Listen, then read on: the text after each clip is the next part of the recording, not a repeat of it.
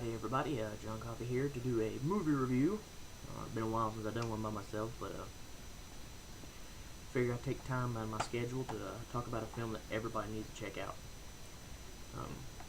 Before I get into the film, I just want to start by saying that I am a huge fan of Edgar Wright. Let's look at his creations so far. First, he did Spaced, which is one of the greatest television shows ever made. If you haven't seen Spaced, highly recommend it. Shaun of the Dead, Hot Fuzz, Scott Pilgrim vs. the World, and even the Don't trailer from Grindhouse was fantastic. So as soon as I heard that Edgar Wright was producing this movie, I automatically knew I had to hunt it down. And I didn't even know it was out until I was in Blockbuster with my sister, and we found it. And we watched it, and it is amazing. It is Attack the Block, which actually has Edgar Wright alumni Nick Frost in it. Give you a quick rundown of the plot. Basically, this film is like, I was calling it the Ghetto Goonies, and it's kind of like that. Like on the back it says the Goonies meets Gremlins. It's kind of like that too. Basically, this young street gang, which consists of these guys who all have their own little traits. Like you have Moses as the leader, and you have Pest, Dennis, Jerome. What was the one guy's name? He sounds Jamaican. Can't remember his name now. No big deal. And they're out and they hold on a second. Sorry about that, guys. Basically, like I was saying, you have this street gang, and at the very beginning of the film, they actually rob this girl who will later come into play in the film. And after they do so, they're celebrating what they did. What appears to be a meteorite hits a car, and when Moses goes to see what it is, it's an alien that attacks him and scratches him. So they're all tough street kids, so they decide to go hunt this thing down and kill it. They go find it and kill it, and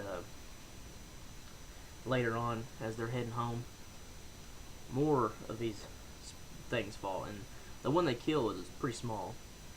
So they get all excited, like, oh, let's go kill these things, and they go out to kill them, but when they get there, these gigantic, like, pitch black monsters with, like, neon teeth, but no eyes, come after them and start trying to attack them and kill them, and then they decide to go to the block, which is their apartment complex where they live, and hold up there, and basically the monsters wage siege on this apartment complex, and it's up to the kids to save the day.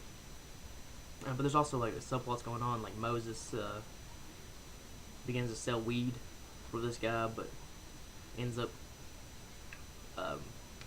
getting busted, and the cops get killed by the monsters, and on the way they steal the cop car to get away from them, and they run into the drug dealer's car, so he begins to hunt down Moses in the game because he wants them dead because he feels he's been ripped off. And the girl they mugged, they end up going to her apartment complex to get away, and she joins up with them to save the day. Sorry about the rattling, people. I'm eating Oreos. They're good. Anyways. Yeah, so that's basically the rough plot of the movie.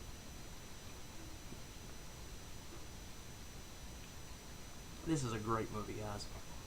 One of the best of the year, in my opinion. The cast of the kids in this film is second to none. Just as good as any of the other, like, famous kids against monsters or kids against each other, or, you know, ensemble young people, groups of people. This is up there with anything, in my opinion. The acting in this film is fantastic. It's, you know, every part funny, suspenseful, dramatic. It's amazing. Fantastic tone to this film. The creature effects are fantastic. You never can tell whether the monster is fully CGI or it's practical, because the way the monster looks, it's jet black. You can't see anything but his teeth. And I mean, it looks amazing, and like I said, the acting is great all through the boards. I mean, it's got some hilarious moments in it. The kids are great. The music is fantastic. It's all like kind of like this reggae dubstep kind of stuff. It's great. I mean, this is a cult classic in the making right here, and it's something I've never really seen done before. Like, you know, taking aliens to the tough streets of I can't remember if it was. I can't remember what part, but the tough streets of England. Oh man, It's so good. I'm running out of words to say about it. I mean, like, it's just so fun. That's the best way to describe it. Like, we had a blast watching this movie. My favorite character in here is the one they call Pest, who's basically the only white kid in the group, but he tries to act just as hard and tough as anyone else, but he just comes off stupid and annoying. But he has the best one-liners, where like they come into the nurse's room and they're all cussing up a storm, and she says something, I can't remember what she says, she's like, it just stops, it pans over her face, like, "You got a potty mouth, ma'am." Just stuff like that. I mean, it's so good. Ending is great. I loved the ending. I don't know how much Edgar Wright really had to do with this movie, because I know he's an executive producer, but I don't know if he had a lot to do with it. But I mean, like, it's that kind of toned film too, where like you could consider it a horror comedy in a way, but just like in Shaun of the Dead, it never pokes fun at the genre it is parodying. I mean, it never, like, you see a lot of like alien rip-off films and zombie comedies that are mockeries of the genre, and Edgar Wright's parody films are never like that. His are always loving letters to the genre he's tackling, you know, whether it's Hot Fuzz and, you know, the cop dramas, or if it's Shaun of the Dead. And then, like I said, I don't think he had a whole lot to do with this, but the director of this movie clearly loves the sci-fi genre and wanted to pay an homage to his favorite films, and it comes off amazing. Now, if I had any complaint about this film, and it's not a big complaint at all, it's that these kids are so British that at times I couldn't understand a word they were saying. Like, I can't remember the kid's name now, but it's this guy right here with the afro. He gets stuck in a paper bin with a monster outside. No, hold on a second, I think. Sorry, I got caught in my mouth. He's stuck in a paper bin outside, and he's talking on the cell phone. And the kid is so hard to understand. But there's these two other kids. One's called Mayhem. I can't remember the other one, but they're awesome too. Nick Frost is hilarious in it. He's a drug dealer. He has a weed room where he grows a bunch of weed. So funny. I mean, like, overall, this movie is just a fantastic. Like, this guy right here, Sean Edwards, put Fox TV, but it's an instant classic. I agree 100%. I mean, one of the best of the year. Like, I'm planning, I think a lot of us, towards the end of the year, are going to do our top films of the year. This is going to make mine at least 5 for sure. I mean, and it led me to a point where I was thinking, I mean, mainstream film-wise, there's no denying that this year has been less than spectacular. But I think for, you know, the direct-to-video releases, I mean, we've got stuff like Attack the Block, Tucker and Dale vs. Evil, you know, Dream Home, Jason from Music Minds 24/7 turned me on to. That's a great movie. Red State, Hobo with a Shotgun, Troll Hunter, 13 Assassins. I mean, we've got some great movies this year, but unfortunately none of them come to theater.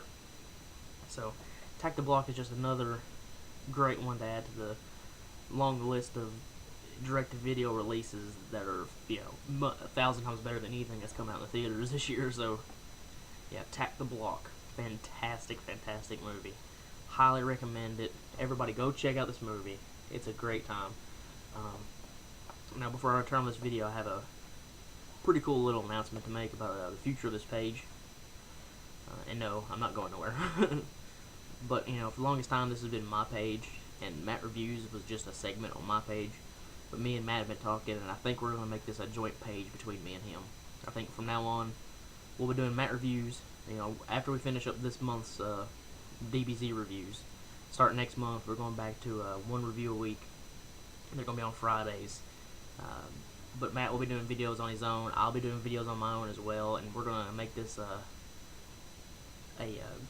page together. So that's the future of this page. I mean, it's going to be run by me and Matt now.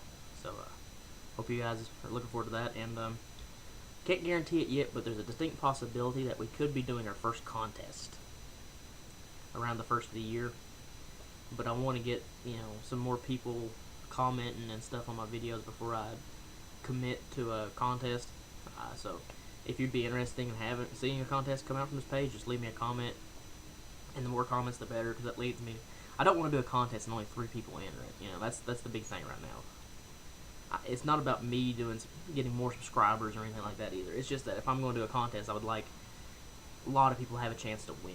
I don't want to just do 3 or 4 people. I mean, like, so if I'm going to put out money to do it, I want, you know, a lot of people to have a chance to win, because I think that's only fair.